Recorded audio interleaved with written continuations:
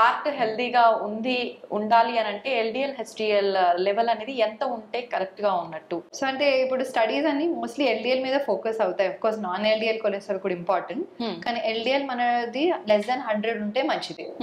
Previous history ఉంది, diabetes ఉంది, obesity ఉంది, కార్డియాక్ హిస్టరీ ఉంది, ముందు స్టెంట్ అయింది, బైపాస్ సర్జరీ అయింది అంటే ఇంకా స్ట్రిక్ట్ కంట్రోల్ లెస్ దాన్ 55 వీలైతే, if not at least less than 70.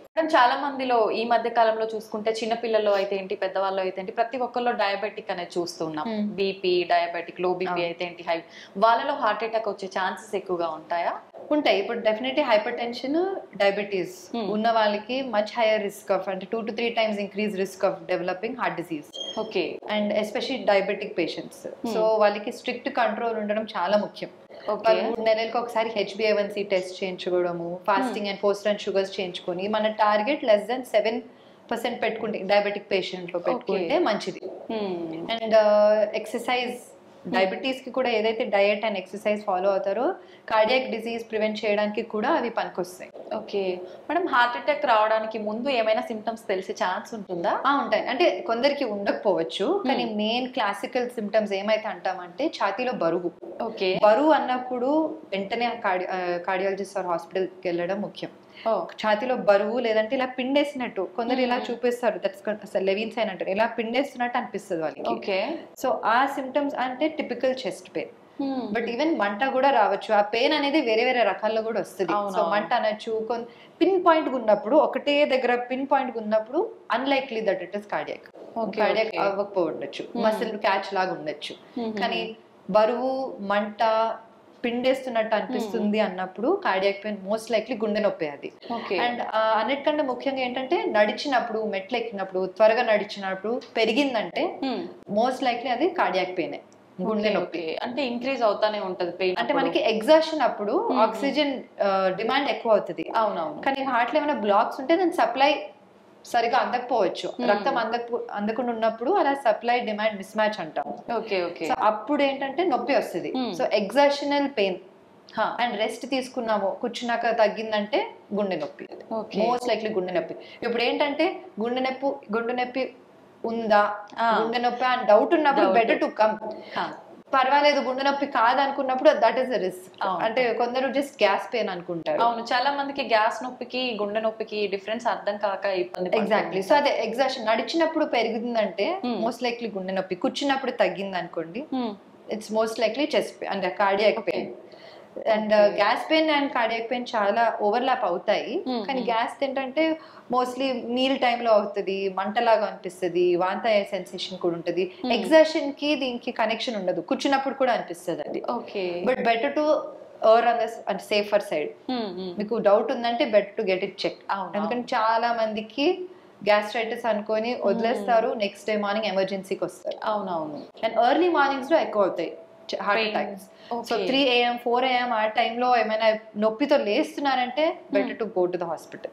Okay. ఎందుకని మేడం పర్టికులర్ ఆ టైంలోనే చాలా మంది హార్ట్ అటాక్? అంటే సింపథెటిక్ సిస్టమ్, మన బాడీలో ఏదైతే సింపథెటిక్, పారాసింపథెటిక్ సిస్టమ్స్ ఉంటాయి ఆ టైంలో యాక్టివ్ ఉంటుంది. సో హార్ట్ రేట్స్ అవన్నీ సడన్ గా పెరిగిన, అంటే పీక్స్ లో ఉన్నప్పుడు ఆక్సిజన్ డిమాండ్ ఎక్కువ ఉన్నప్పుడు ఆ టైంలో హార్ట్ అటాక్స్ వస్తాయి అన్నమాట. సో దట్స్ జనరల్లీ 3-4 AM కి వస్తాయి. చాలా మంది అంటే హార్ట్ అటాక్ వచ్చింది సడన్ గా ఎక్స్పైర్ అయ్యారని చెప్పి వింటూ ఉంటాము. ముందు ఎటువంటి సిమ్టమ్స్ ఉండవు, అసలు ఇంతకు ముందు నొప్పి వచ్చిన ఫీలింగ్ కూడా ఏముండదు. ఎందుకని అలాంటివి జరుగుతుంది? అది సడన్ కార్డియాక్ డెత్ అంటాము. నాట్ ఓన్లీ హార్ట్ బ్లాక్స్ వల్ల కాదు, హార్ట్ రేట్ ఇర్రెగ్యులారిటీలో కూడా అవుతుంది సడన్ గా. అంటే కొందరికి జెనెటిక్ ప్రీడిస్పోజిషన్ ఉంటుంది, హార్ట్ రేట్ సడన్లీ 240 అలా వెళ్ళిపోయి అరెస్ట్ అయిపోతారు అనమాట, కార్డియాక్ అరెస్ట్ అవుతుంది.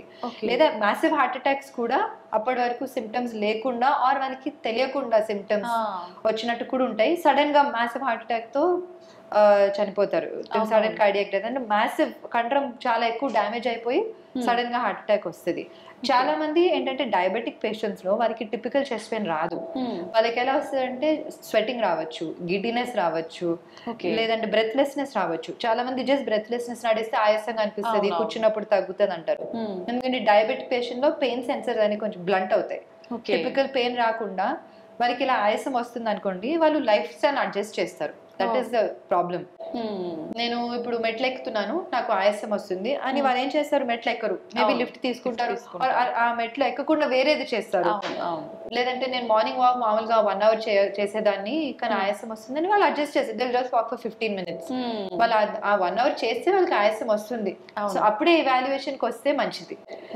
లైఫ్ స్టైల్ అడ్జస్ట్ చేసేసి దాన్ని కొంచెం అంటే బ్రష్ అవే చేసేస్తారు సిమ్టమ్స్. మేడం కార్డియాక్ అరెస్ట్ అన్నారు కదా, హార్ట్ అటాక్ కి దీనికి డిఫరెన్స్ ఉందా, రెండు ఒకటేనా? అంటే కార్డియాక్ అరెస్ట్ లో ఒక కారణం వచ్చేసి హార్ట్ అటాక్. హార్ట్ అటాక్ అంటే రక్తనాళంలో రక్తం గడ్డగట్టి రక్తనాళం సన్నగా బ్లాక్ వచ్చినప్పుడు హార్ట్ అటాక్ అంటారు. That can cause cardiac arrest.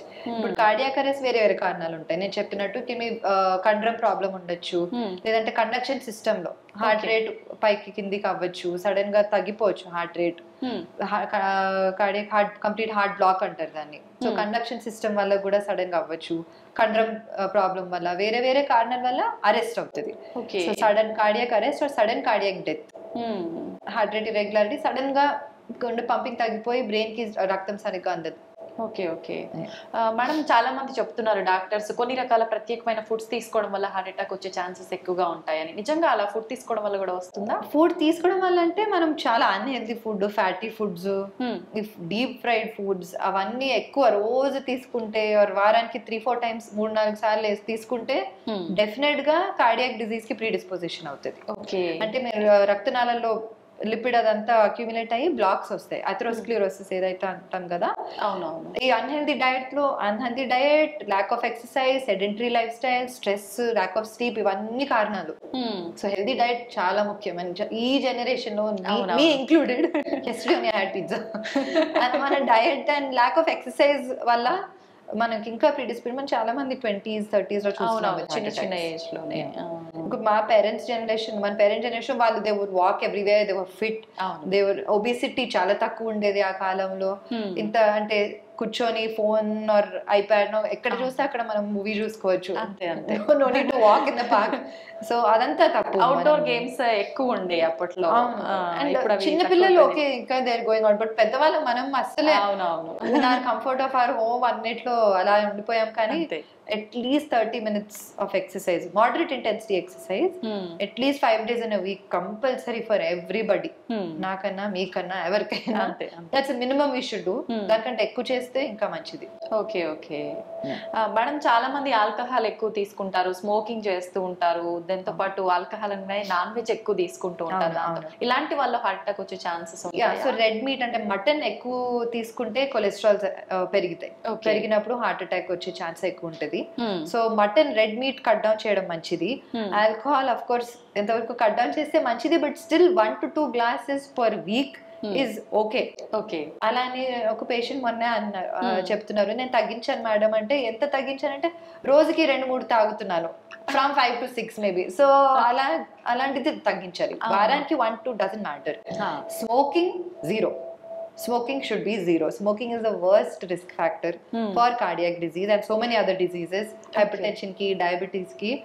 Chronic smokers కి కష్టం తగ్గించడం, కానీ ఏం చేసినా అది తగ్గించాలి. I want to tell the camera that actually smoking please తగ్గించండి, మానేయండి. It should be 0 cigarettes per day.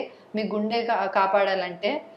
వీళ్ళు నీతులు చెప్తున్నారు, అమ్మమ్మలా మాట్లాడుతుంది అనుకోవచ్చు మీరు, కానీ నా పేషెంట్స్ కి కూడా నేను పదే చెప్తాను, smoking is a huge risk factor for cardiac disease and should be cut down to 0. వీలైతే 0 cigarettes per day. మొన్న ఇంకో పేషెంట్ అదే అప్పుడప్పుడు తాగుతారు మేడం అన్నారు. సరే నెలకి ఎన్నిసార్లు తాగుతున్నారంటే లేదు, రోజుకి 2. Similar thing. So it's very important. Smoking is a very huge risk. అంటే దీస్ ఆర్ ఇవేంటంటే మోడిఫైయబుల్ రిస్క్ ఫ్యాక్టర్స్. నాన్ మోడిఫైయబుల్ అండ్ మోడిఫైయబుల్ ఉంటాయి. నాన్ మోడిఫైయబుల్ అంటే జెనెటిక్ కాజెస్, ఏజ్, అవన్నీ మనం ఏం చేయలేము. అవునవును. మోడిఫైయబుల్ బి మనం మార్పు తీసుకుంటే we can save our hearts and save our health, protect our health. And ఇప్పటికే మన పర్యావరణాన్ని చాలా వరకు కలుషితం చేసేసాం, వాటి వల్ల వచ్చేవే మనము కాపాడలేము, అది మనం ఏం చేయలేము. సో మన కంట్రోల్లో, మన చేతిలో ఉన్నవి మనం చేయాలి. అంతే కొద్దిలో కొంచెం వీటి నుంచి తప్పించుకోవడం మంచిది. ఇప్పుడు సరే మనం ఆల్రెడీ స్మోకింగ్ అంటే there are different forms. Tablets ఉన్నాయి, చూయింగ్ గమ్ ఉన్నాయి, ప్యాచెస్ ఉన్నాయి, నికోటిన్ ప్యాచెస్. అవన్నీ హెల్ప్ అంటే క్రానిక్ స్మోకర్స్ కి కంట్రోల్ చేయడానికి. కంట్రోల్ చేయడం కూడా ఉంటది. కంట్రోల్ చేయడం సులువైన విషయం కానే కాదు. అవును, నాకు చెప్పడానికి అస్సలు. సులువుగా ఉంది, అంతే. కానీ who is going through it అంత సులువు కాదు. అవును. కానీ this nicotine patches are very helpful. Gums ఉంటాయి, టాబ్లెట్స్ ఉంటాయి, ప్యాచెస్ కూడా పనిచేయకపోతే టాబ్లెట్స్ ఇస్తాం అనమాట. Okay. They very helpful. Madam, present generation లో చిన్న చిన్న పిల్లలకు ప్రతి ఒక్కరికి స్ట్రెస్ ఎక్కువైపోయింది. అసలు రీజన్ ఉండి కొంతమంది లేక కొంతమంది స్ట్రెస్ వల్ల కూడా హార్ట్ అటాక్ వచ్చే ఛాన్స్ ఉంటుందా? Definitely stress contributes to developing heart disease. అంటే టెన్షన్ తీసుకొని సరిగా తినరు కొందరు, టెన్షన్ తీసుకొని కొందరు సరిగా పడుకోరు, ఫుడ్ సడన్ గా ఎక్కువ తింటారు లేదంటే తినరు, వేరే వేరే కారణం. ఆఫ్ కోర్స్ హార్మోన్ ఇంబ్యాలెన్స్ కూడా అవుతుంది ఈ స్ట్రెస్ వల్ల. So keeping a sound mind, meditation కానీ, యోగా చేయడం కానీ, and just being amongst friends, family, పిల్లలు, కొందరికి పిల్లలు స్ట్రెస్ గా అనిపించవచ్చు, కొందరికి రిలీఫ్ లా అనిపించచ్చు. Something which you find some relief. Cinema చూడడము, మ్యూజిక్ వినడము, పార్క్ లో నడవడము, సంథింగ్ మీకోసం టైం తీసుకొని స్ట్రెస్ ఫ్రీ ఉండడం చాలా ముఖ్యం. And along the same thing నిద్ర కూడా కనీసం 6 గంటలు, 6 గంటల నుంచి 8 గంటల వరకు సౌండ్ స్లీప్ ఉండాలి, నాట్ బ్రోకెన్ స్లీప్. సో అది కూడా చాలా ముఖ్యం. ఇప్పుడు అమెరికన్ హార్ట్ అసోసియేషన్ వాళ్ళు కూడా sleep is as important as exercise and weight loss అని చెప్తున్నారు. ఓకే. సో సౌండ్ స్లీప్ కూడా చాలా ముఖ్యం. సౌండ్ స్లీప్ అనేది నేను బెడ్ మీద 10 o'clock వెళ్తాను కానీ ఫోన్ లో ఉంటాను, ఒక 2 hours ఫోన్ లోనే ఉంటాను, అది కాదు. Gadgets should be away. At least 1 hour పడుకునే ముందు 1 గంట క్రితం అవన్నీ పక్కన పెట్టేస్తే అప్పుడు సౌండ్ స్లీప్ వస్తుంది. లేదంటే it's too much stimulation mind కి. ఎక్కడ పెడతారు మేడం పడుకునే ఎవ్రీ అంటే ముందు బిఫోర్ సెకండ్ వరకు కూడా అది ఒక్కొక్కసారి వచ్చి మొహం మీద పడేదాకా కూడా చూస్తూనే ఉంటాం చాలా మంది. పట్టుకుని lights off, it's very bad for your eyes, for your brain, for your heart. అవన్నీ పక్కన పెట్టేసి dedicated sleep, stress free environment లో ఉండడం చాలా ముఖ్యం. Okay madam, slow heart attacks అని చెప్పి అంటుంటారు కదా, అంటే సడన్ గా జరిగిపోతుంటాయి, అలాంటివి ఎందుకు వస్తుంటాయి? రీజన్ ఏంటి? అంటే స్లో హార్ట్ అటాక్ అంటే కొందరికి ఏంటంటే పెయిన్ వస్తుంటది. మ్యాసివ్ హార్ట్ అటాక్ అంటే ఆర్టరీ 100% బ్లాక్ ఉన్నప్పుడు ఇలా ఎమర్జెన్సీకి వస్తారు. స్లో హార్ట్ అటాక్ అంటే మెల్లిగా అది బిల్డప్ అవుతుంది, ఆ ప్లాక్ ఇదంటే అంటే డిస్టర్బ్ అవుతుంది, పెయిన్ వస్తుంది. వాళ్ళు ఇన్ టైం వస్తే మనము వెసల్ ఓపెన్ చేసేసి స్టెంట్ వేస్తే వాళ్ళకి గుడ్ రిజల్ట్స్ వస్తాయి. ఓకే. ఒకసారి స్టెంట్ వేసిన తర్వాత మళ్ళీ అంటే ఎన్ని డేస్, ఎన్ని మంత్స్ లో వచ్చే ఛాన్స్ ఉంటుంది మేడం? అంటే ఇప్పుడు స్టెంట్ వేసాక బ్లడ్ థినర్స్ వాడాలి, at least 2 blood thinners for 1 year. So stent వేసుకున్నాక బ్లడ్ థినర్స్, కొలెస్ట్రాల్ మెడికేషన్ అందరు మనం ఏదైతే మెడికేషన్ రాస్తామో అవన్నీ పద్ధతిగా వాడి, షుగర్ బీపీ కంట్రోల్లో పెట్టుకొని, సిగరెట్ స్మోకింగ్ మానేసి, అండ్ డైటింగ్ అంటే హెల్దీ డైట్ ఫాలో అవుతూ ఎక్సర్సైజ్ చేసుకుంటూ ఉంటే 25 years కూడా ఉంటుంది స్టెంట్, ఏం కాదు. అదర్ హ్యాండ్ వెంటనే కొందరు అనిపిస్తుంది వాళ్ళకి మందులే అవసరం, స్టెంట్ వేసేసారు కదా అంటే విదిన్ 1 week ఆల్సో మూసుకుపోయే ఛాన్స్ ఉంటుంది. ఓకే, మళ్ళీ ప్రాబ్లం రిపీట్ అవుతుంది. అప్పుడు ఇంకా దారుణంగా వస్తుంది, ఇంకా ఎక్కువ జబ్బు వస్తుంది అనమాట. అంటే అప్పుడు బైపాస్ సర్జరీ కూడా అవసరం పడవచ్చు. స్టెంట్ మూసుకుపోయాక, ఆఫ్ కోర్స్ స్టెంట్ మూసుకుపోయాక మళ్ళీ ఇప్పుడు చాలా డెవలప్మెంట్స్ వచ్చాయి, మనం చేయొచ్చు. బట్ చాలా ఎక్కువ జబ్బు ఉంది అంటే మనము బైపాస్ సర్జరీ అవసరం పడవచ్చు. నేను పేషెంట్ భయపెట్టడానికి అయితే కొందరికి చెప్పేస్తా, మీరు ఇలా సిగరెట్ మానేయకపోతే నెక్స్ట్ టైం బైపాస్ ఆపరేషన్ అవసరం పడుతుందని. Because it's true. అవునవును, repeat attack is not as simple as first attack. జరగబోయేది ముందే వాళ్ళకి గుర్తు చేసినట్టు అవుతుంది కాబట్టి జాగ్రత్త, వాళ్ళు భయపడరు. అంతే అంతే. మేడం, మహిళల్లో ఎలాంటి లక్షణాలు ఉంటాయి హార్ట్ అటాక్ వచ్చే ముందు? సో ఇప్పుడు ఏంటంటే మెనోపాజ్ వరకు మహిళలు చాలా వరకు కాపాడుంటారు హార్ట్ డిసీజ్ కి హార్మోన్స్ వల్ల. మెనోపాజ్ తర్వాత ఆ ఈస్ట్రోజన్ ప్రొజెస్ట్రాన్ తగ్గిపోయేసరికి they get predispose to cardiac disease, equal to men, almost equal to men ఉంటుంది. అండ్ ఇంకొకటి ఏంటంటే సిమ్టమ్స్ అయితే సేమ్ ఉంటాయండి, ఫీమేల్స్ కానీ మేల్స్ కానీ, especially diabetic females, obese females లో as much same risk as men. So వాళ్ళు కూడా same breathlessness, chest pain, palpitations అనిపించవచ్చు, ఓకే, స్వెట్టింగ్ రావచ్చు, గిడినెస్ రావచ్చు, అవన్నీ symptoms of heart disease. Madam, చాలా మంది పిల్లల్లో పుట్టుకతోటి హార్ట్ ప్రాబ్లమ్స్ వస్తున్నాయి, హార్ట్ లో హోల్ అని చెప్పి రకరకాలుగా వింటున్నారు, అలా ఎందుకు జరుగుతుంది మేడం? అంటే అదే జెనెటిక్ కాజెస్ అనమాట. Atrial septal defect, ventricle septal, ASD, VSD, PDA అంటారు. వేరియస్ కంజనైటల్ హార్ట్ డిసీజ్ పెద్ద ఎంటిటీ, అది ఆల్మోస్ట్ 5,000 పిల్లలకి వస్తుంది అనమాట. సో అది ఏంటంటే కొందరికి వెంటనే తెలుస్తుంది depending on that disease. And paediatrician చూసిన వెంటనే వాళ్ళు ఆస్కల్టేట్ చేస్తారు కదా, వాళ్ళకి మర్మర్స్ ఏమైనా వినిపిస్తే వెంటనే మనం 2D echo, అందరికి 2D echo చేయము. ఓకే సో డౌట్ ఉన్నప్పుడు మనం చేస్తాము. చాలా వరకు అవి క్లోజ్ అయిపోతాయి హోల్స్, చిన్నగా ఉంటే లొకేషన్ బట్టి 1 year or 3 years వరకు మూసుకుపోతాయి. ఒకవేళ మూసుకోవట్లేదు, చాలా పెద్దగా ఉంది, సిమ్టమ్స్ వస్తున్నాయంటే సరిగ్గా బరువు పెరగట్లేదు, హైట్ పెరగట్లేదు, రిపీటెడ్ కోల్డ్స్ రావడం, అంటే not simple Colts, hospital admissions అవసరం పడే అంత కోల్డ్స్ వస్తున్నాయి అంటే, IV యాంటీబయాటిక్స్ అవసరం పడుతుంది అంటే, దెన్ మనం ఇవాల్యుయేట్ చేసి, పీడియాట్రిక్ కార్డియాలజిస్ట్ ఉంటారు, we have a special cardiologist with us, pediatric cardiologist. తొడ నుంచి ఒక చిన్న బటన్ లాగా ఉంటుంది, అది తొడ నుంచి అది పాస్ చేసి గుండెలో అదే ఏదైతే హోల్ ఉందో అక్కడ క్లోజ్ చేసేస్తాం. Okay okay, straight simple procedure. ఇది సింపుల్ హోల్స్ కి. కొద్దిగా కాంప్లెక్స్ ఉన్నాయంటే ఆపరేషన్ అవసరం ఉంటుంది. Okay, cardiac surgeon has to do it. Future లో మళ్ళీ వీళ్ళకంటే ఏమైనా ప్రాబ్లమ్స్ వచ్చే అవకాశం ఈ సింపుల్ వాటికైతే ఏమీ ఉండదండి, వాళ్ళు they are fine. Okay, but అందుకనే కొంచెం ముందు, ఇప్పుడు చాలా మంది పేరెంట్స్ మేము చూస్తాము, చిన్నప్పుడు ఇలా చెప్తాము, హోల్ ఉంది దానికి మీరు ఫాలో అప్ లో ఉండాలి, మూసుకోపోవచ్చు కదా, మీరు 3 months ఒకసారి వచ్చి చూపించుకోవాలి, 2D echo చేయించాలి అంటారు. తర్వాత అవసరం ఉన్నప్పుడు మేము క్లోజ్ చేస్తాం అంటాము. వాళ్ళు నెగ్లెక్ట్ చేసేస్తారు, లేదంటే బయటికి చెప్పుకోరు. అలానే నెగ్లెక్ట్ చేసేసరికి ఏమవుతుందంటే గుండె నుంచి ఊపిరితిత్తులకెళ్ళే రక్తనాళంలో ప్రెషర్ ఎక్కువ అయిపోతుంది, ఇరివర్సిబుల్ అవుతుంది. ఇంకా దాని తర్వాత మనం సర్జరీ చేసిన లాభం ఉండదు, మన లైఫ్ స్పాన్ డ్రాస్టిక్ గా తగ్గిపోతుంది. మేము చూస్తాం అది చాలా మంది, అంటే డబ్బులు పెట్టుకోలేక, లేదంటే జస్ట్ ప్యూర్ ఇగ్నరెన్స్ వల్ల వాళ్ళు మళ్ళీ ఫాలో అప్ కి తీసుకోరు, లాస్ట్ ఫాలో అప్ అవుతారు. తర్వాత మళ్ళీ తీసుకొచ్చినప్పుడు it's too late. Okay madam, చాలా మందిలో హార్ట్ అటాక్ అంటే సడన్ గా వచ్చేస్తుంది, సిమ్టమ్స్ లేకుండా, ఇందాక మనం మాట్లాడుకున్నట్టు. అట్లాంటప్పుడు మనం హాస్పిటల్ కి వెళ్ళడానికి ముందే ఏదైనా టాబ్లెట్ కనుక వేసుకుంటే కొంచెం ఉపశమనం కలిగే అవకాశం ఉంటుందండి. ఎస్పెషల్లీ అంటే ఆ టిపికల్ చెస్ట్ పెయిన్ ఏదైతే అన్నాం కదా, సార్బిట్రేట్ అని ఒక టాబ్లెట్ ఉంటుంది, అది నాలుగు కింద పెట్టుకుంటే అదేంటంటే పెయిన్ తగ్గించి కొద్దిగా బ్లడ్ ఫ్లో ఓపెన్ చేస్తుంది కొంచెం, అట్లీస్ట్ హాస్పిటల్ వరకు వచ్చే వరకు ఉంటుంది. అండ్ ఇంకొకటి aspirin, blood thinner. Aspirin heart patients especially ఒకటి పాకెట్ లో వాలెట్ లో పెట్టుకుంటే మంచిది. అది వేసేసుకుంటే మనకు ఈ బ్లడ్ థిన్నర్ అది. సో హాస్పిటల్కి వచ్చే వరకు కొద్దిగా టైం ఇస్తుంది. అండ్ చాలా ముఖ్యం, మీరు అన్నట్టు పెయిన్ వచ్చిందంటే వెంటనే దగ్గరున్న హాస్పిటల్కి వెళ్ళండి ఫస్ట్. అక్కడికి వెళ్తే వాళ్ళు కొంచెం రక్తం పలుచక చేసే మందులు, ఇంజెక్షన్స్ ఇస్తారు. తర్వాత అక్కడ క్యాత్ ల్యాబ్ ఉంటే వెంటనే స్టెంట్ వేయాల్సి వస్తే అక్కడ వేసేయచ్చు. సో ఐడియల్ గా క్యాత్ ల్యాబ్ ఉన్న సెంటర్ కి వెళ్ళడం ముఖ్యం, అంటే స్టెంటింగ్ చేయగలిగే క్యాత్ ల్యాబ్. ఒకవేళ అది లేదంటే దగ్గరలో ఉన్న సెంటర్ వెళ్ళండి ముందు. థ్రాంబోలైసిస్ అంటే ఒక ఇంజెక్షన్ ఇస్తారు రక్తం గడ్డ కరిగించడానికి.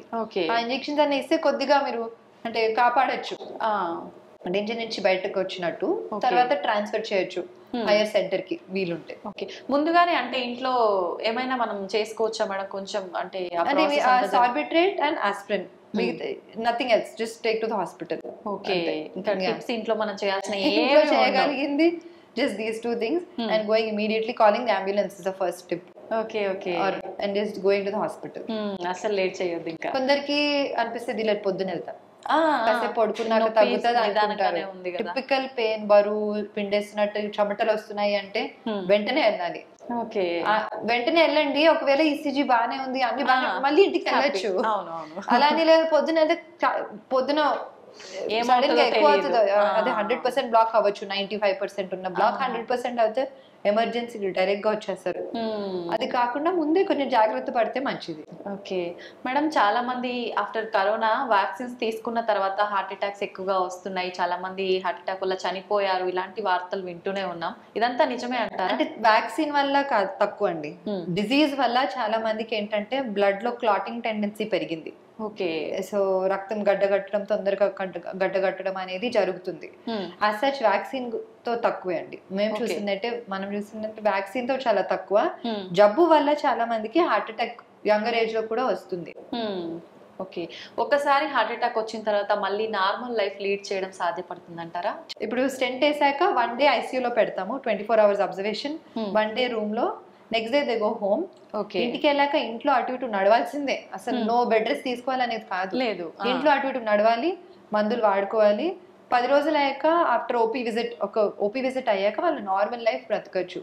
మెల్లిగా వాళ్ళ రూటీన్, వాళ్ళ వర్క్ కి వెళ్ళిపోవడము, డ్రైవింగ్ చేయడము, అన్ని మెల్లిమెల్లిగా ఓవర్ 1 month అన్ని మొదలు పెట్టుకోవచ్చు. బట్ మందులు వాడాలి. ఎక్కువగా అంటే చాలా మంది ఓవర్ వెయిట్ ఉన్న వాళ్ళలో కూడా హార్ట్ అటాక్ వచ్చే ఛాన్స్ ఉంటుంది కదా మేడం. చాలా. ఇప్పుడు పిల్లలు చూసుకుంటే ఈ జంక్ ఫుడ్ వల్ల చాలా వరకు చిన్న చిన్న ఏజ్ లోనే అవును. ఓవర్ వెయిట్ ఉంటున్నారు. అవును, వాళ్ళలో కూడా అవును. వచ్చే అవకాశం ఉంటుందంటే అంటే అంత చిన్న పిల్లల్లో కాదు, బట్ ఆఫ్ కోర్స్ 20s లో చూస్తున్నాము.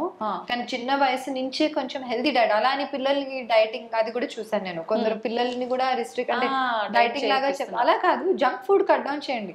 Junk food and chocolates and cakes, fried foods, దాని కాకుండా మామూలు హెల్తీ ఫుడ్ ఇస్తే, అండ్ ఎక్సర్సైజ్, పిల్లలకి కూడా at least 1-2 hours outdoor place compulsory in day.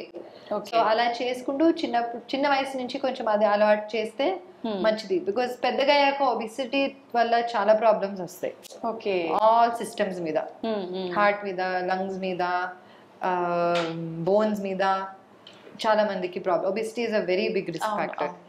Heart attack వచ్చిన వాళ్ళకి వేరే అంటే హెల్త్ ఇష్యూస్ కూడా వచ్చే ఛాన్స్ ఉంటుందా మేడం? ఉంటుందండి. హార్ట్ అటాక్ వల్ల కిడ్నీ మీద బర్డెన్ పడవచ్చు, స్ట్రోక్స్ రావచ్చు, అంటే వేరే హార్ట్ డిసీజ్ వల్ల మెదడుకి స్ట్రోక్ రావచ్చు, అండ్ కార్డియాక్ డిసీజ్ వల్ల అంటే లైఫ్ స్టైల్ చాలా వరకు మారిపోతుంది ఒకవేళ వాళ్ళు సరిగ్గా చూసుకోలేదంటే. ఓకే ఓకే, వంశపారంపర్యంగా కూడా వస్తుంది అని విన్నాం, అది నిజమేనా? నిజమే అండి. జెనెటిక్ కాజెస్ చాలా ఉంటుంది, ఫెమిలియల్ కాజెస్. ఇప్పుడు ఫ్యామిలీ హిస్టరీ ఉంది అనుకోండి, మీకు తెలుసు అనుకోండి, అంటే చిన్న వయసులో లెస్ దెన్ 60s లో పేరెంట్స్ కో grandparents, first degree relative actually, వాళ్ళకి బైపాస్ సర్జరీ కానీ స్టెంటింగ్ కానీ అలా కార్డియాక్ డిసీజ్ ఉందంటే ఇంకా జాగ్రత్త పడాలి. మనం అప్పుడు ఇంకా రెగ్యులర్ చెకప్స్ కి, రెగ్యులర్ కొలెస్ట్రాల్ కంట్రోల్ లో పెట్టుకోవడము, అవసరం ఉంటే ఏమైనా మెడికేషన్స్ వాడడము, ఇంకా జాగ్రత్త పడాలి. Because family history strong risk factor for cardiac disease. చాలా మంది అంటే మనం రెగ్యులర్ గా చిన్న చిన్న పెయిన్స్ రాగానే పెయిన్ కిల్లర్స్ ఇలాంటివి వేసుకుంటూ ఉంటారు, వాటి వల్ల కూడా హార్ట్ అటాక్ వస్తుందా మేడం? హార్ట్ అటాక్ అంటే పెయిన్ కిల్లర్స్ వల్ల కొద్దిగా కిడ్నీ మీద problem, blood pressure, secondary hyper tension అంటాము, దాని వల్ల రెగ్యులర్ గా వేసుకుంటే, రోజు పెప్పర్మెంట్ లాగా వేసుకుంటే కష్టం అవుతుంది, బీపీ పెరుగుతుంది, కంట్రోల్ అవ్వదు. ఆ బీపీ పెరగడం వల్ల మనకి కార్డియాక్ ఇష్యూస్ రావచ్చు. ఓకే మేడం, మనకి ఇలాంటి హెల్త్ ఇష్యూస్ ఏవి రాకుండా ఉండాలన్నా ప్రతి ఒక్కరు చెప్పేది మన డైట్ అనేది కరెక్ట్ గా ఉండాలి, లైఫ్ స్టైల్ అనేది టోటల్ గా హెల్దీ లైఫ్ స్టైల్ గా చేంజ్ చేసుకోవాలి. ఏ రకంగా ఉండాలి మేడం డైలీ రొటీన్ అనేది? అదండి, ఇప్పుడు నేను అన్నట్టు 30 నిమిషాలన్నా ఎక్సర్సైజ్ చేయాలి. అదేం ఎక్సర్సైజ్ మీ లైఫ్ స్టైల్ కి సూట్ అయినట్టు, walking, jogging, cycling, swimming, yoga ఏదైనా అవ్వచ్చు. 30 నిమిషాలు వారానికి 5 రోజులన్నా కంపల్సరీ ఎక్సర్సైజ్ చేయాలి.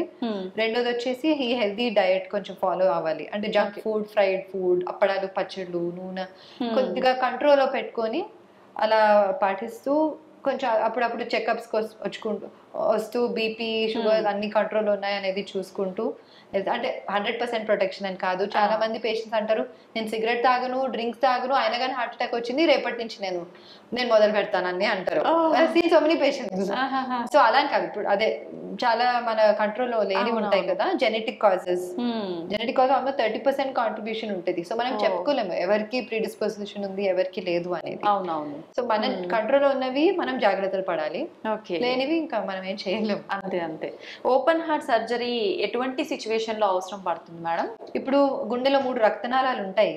సో మూడిట్లోనూ సివియర్ జబ్బు చాలా ఎక్కువ తీవ్రంగా ఉన్నప్పుడు, కాల్షియం ఎక్కువ ఉన్నప్పుడు, రక్తనాళాల్లో కాల్షియం ఉన్నప్పుడు, అండ్ మెయిన్ వెసల్ నుంచే జబ్బు మొదలైందంటే బైపాస్ సర్జరీ బెటర్ ఆప్షన్ అన్నమాట. కానీ అలా లేనప్పుడు మల్టిపుల్ స్టెంట్స్ కూడా వేయచ్చు. కానీ సో మేము డిసైడ్ చేస్తాం అనమాట, ఒక స్కోరింగ్ సిస్టమ్ ఉంటుంది. 3 రక్తనాళాలలో జబ్బు ఉన్నప్పుడు ఇదా అదా అనే ఒక స్కోరింగ్ సిస్టమ్ ఉంటుంది.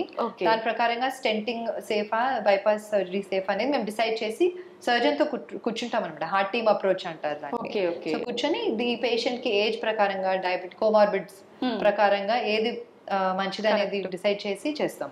ఓకే, ఆపరేషన్స్ అనగానే జనరల్ గా అది ఎటువంటి ఆపరేషన్ అయినా చాలా మంది టెన్షన్ పడుతూ ఉంటారు. దీనికి సంబంధించిన, హార్ట్ కి సంబంధించిన ఆపరేషన్స్ అంటే ఎక్కువగా భయపడాల్సిన అవసరం ఉందంట? అంటే మేజర్ సర్జరీ అండి, డెఫినెట్లీ మేజర్ సర్జరీస్. గుండెని బైపాస్ మెషిన్ మీద పెడతాము, అవన్నీ చేస్తారు. కానీ వెరీ క్వాలిఫైడ్ సర్జన్స్ ఉన్నారు. సో అది ఆపరేషన్ అయ్యాక కూడా కొద్దిగా ఐసీయూలో ఎక్స్టెండెడ్ స్టే ఉంటుంది. అది అయ్యాక కొంచెం చెస్ట్ ఫిజియోథెరపీ అవన్నీ చేసి మేము కొంచెం extended stay compare to stenting. కానీ అవసరం ఉన్నప్పుడు చేయాల్సిందే. దానికి భయపడుకుంటూ నేను చెయ్యను అంటే కష్టం. అలా కూడా చేశాను నేను పేషెంట్స్. నేను యుఎస్కి వెళ్ళాలి, సో నేను ఇప్పుడు నాకు నొప్పి వస్తుంది, నేను ఇప్పుడు ట్రెడ్మిల్ లో ఏమైనా చేస్తే అదేదో బయటపడుతుంది, మీరు మళ్ళీ యాంజియోగ్రామ్ అంటారని చేయించుకోరు. నేను చెప్తాను అది మంచిది కదా, బయట పడితే మనం దానికి ఏమైనా చేయొచ్చు, దానికి అవసరం ఉంటే బైపాస్ సర్జరీ చేస్తారు, యుఎస్ కి 2 months తర్వాత వెళ్తారు అంతే. సో ముందు మన కాంప్లికేషన్స్ ఎక్కువగా రాకుండా ముందుగానే జాగ్రత్త తీసుకోవచ్చు పడితే కదా. అవును. అంతే భయపడతారు చాలా మంది. ఇప్పుడు హాస్పిటల్కి వెళ్తే వాడు ఏదో ఒకటి బయటికి అంతే ఏదో ఒకటి వస్తుంది, బయట పడుతుంది, అప్పుడు ఇది చేస్తానంటే మంచిది కదా, ముందే చేస్తే మంచిది. మళ్ళీ ఎమర్జెన్సీలో రాకుండా ముందే చేసుకుంటే మంచిది. ఏ కాలు నొప్పో చేయి నొప్పో వాటికి సంబంధించిన సర్జరీస్ అంటే వేరే మేడం. హార్ట్ ఆగిపోయిందంటే ఏం చేయలేం కదా. అసలు జనరల్ గా హార్ట్ పెయిన్ అనగానే మామూలు టెన్షన్ ఉండదు. టెన్షన్ వల్ల ఇంకా పెయిన్ ఎక్కువ కూడా అయ్యే అవకాశం, రిస్క్ లో పడే అవకాశం కూడా ఉంటుంది కదా. అండ్ ఎమర్జెన్సీ సిచ్యువేషన్ లో బైపాస్ సర్జరీ హైయర్ రిస్క్ అన్నమాట. ఎమర్జెన్సీ వచ్చినప్పుడు ముందు స్టెంట్ వేసేసి అవసరం ఉంటే తర్వాత అన్న బైపాస్ సర్జరీ వేరే రక్తనాళానికి కూడా చేస్తాము. అందుకని ముందుగా మనం చేసుకుంటే బైపాస్ ఆ స్టెంట్ అనేది లెస్ రిస్క్ ఉంటుంది ఎమర్జెన్సీలో వచ్చే కంటే. ఓకే. చాలా వరకు అంటే ఆపరేషన్స్ జరిగేటప్పుడు బీపీలు, షుగర్లు ఇలాంటివి ఎక్కువగా ఉన్నప్పుడు ఆపరేషన్స్ కొంచెం సేపు డిలే చేయడము అట్లా చేస్తుంటారు కదా మేడం. మరి హార్ట్ ఆపరేషన్ కి బీపీ షుగర్ ఉన్న పేషెంట్స్ కి ఇంకా అవసరం పడచ్చు బైపాస్ సర్జరీ. Okay okay. అంటే కోమార్బిడ్స్ ఉన్నప్పుడు bypass or stenting depends on that whole profile. But అప్పుడు అవి ఉండగా మనం చెయ్యాలి, దానివల్లే కదా వస్తుంది, కాబట్టి మనం చేయాలి. ఆఫ్టర్ ఆపరేషన్ ఎలాంటి కాంప్లికేషన్స్ వచ్చే ఛాన్సెస్ ఉంటుంది మేడం? అంటే తక్కువ అండి. ఇప్పుడు మనం అదే నేను చెప్పినట్టు అన్ని పాటిస్తే కాంప్లికేషన్స్ రావడం తక్కువ. అదే వెరీ రేర్ కేసెస్ లో స్టెంట్ మూసుకోపోవచ్చు. ఓకే. ఆర్ సడన్ గా మళ్ళీ రిపీట్ హార్ట్ అటాక్స్ రావడము, హార్ట్ రేట్ వేరియేషన్స్ అవన్నీ, కానీ వెరీ రేర్ అండి. ఓకే. అడ్వాన్స్డ్ ట్రీట్మెంట్స్ ఏమైనా కొత్తగా వచ్చాయా మేడం హార్ట్ కి? చాలా వచ్చాయండి. Especially valve replacements. ముందు వాల్వ్ కవాటం అనేది మార్చడానికి బైపాస్ ఓపెన్ హార్ట్ సర్జరీ చేయాల్సి వచ్చేది, ఓపెన్ హార్ట్. కానీ ఇప్పుడు తొడ నుంచి రక్తనాళం ద్వారా మనము మార్చగలుగుతున్నాము. అగైన్ సెలెక్ట్ పేషెంట్స్ లో transcatheter aortic valve replacement, mitral valve replacement అంటారు దాన్ని. సో చాలా అడ్వాన్స్మెంట్స్ వచ్చాయి అండ్ ముందుగా ఇంకా చాలా రీసెర్చ్ అవుతుంది. So lot of exciting things are coming up. Okay. Advanced treatment అనగానే ఖచ్చితంగా ఎక్కువ ఖర్చు అవుతుందేమో అని అనుకుంటారు. ప్రస్తుతానికి అది నిజమే అండి. ప్రస్తుతానికి ఎస్పెషల్లీ ఇండియాలో కాస్ట్ హైయర్ సైడ్ లో ఉంది. ఇప్పుడు అంటే ఫ్యూచర్ లో మేబీ ఎక్కువ మందికి చేయాల్సి వచ్చినప్పుడు ఎక్కువ మందికి అది కొద్దిగా అవేర్నెస్ పెరిగాక కాస్ట్ కూడా కొద్దిగా తగ్గిపోవచ్చు. ఇప్పుడు ఎలా స్టెంటింగ్ కి కూడా ఇప్పుడు గవర్నమెంట్ క్యాప్ వేసారు కాబట్టి అఫోర్డబుల్ అయిపోయాయి ఇవన్నీ. అలాగే ఇవి కూడా అఫోర్డబుల్ అవుతాయి అని అనుకుంటున్నాము. ఓకే. Thank you madam. నిజంగా చాలా మందిలో ఉన్న డౌట్స్ అన్ని క్లియర్ చేసేసారు. Thank you so much. Thank you very much. Thank you so much.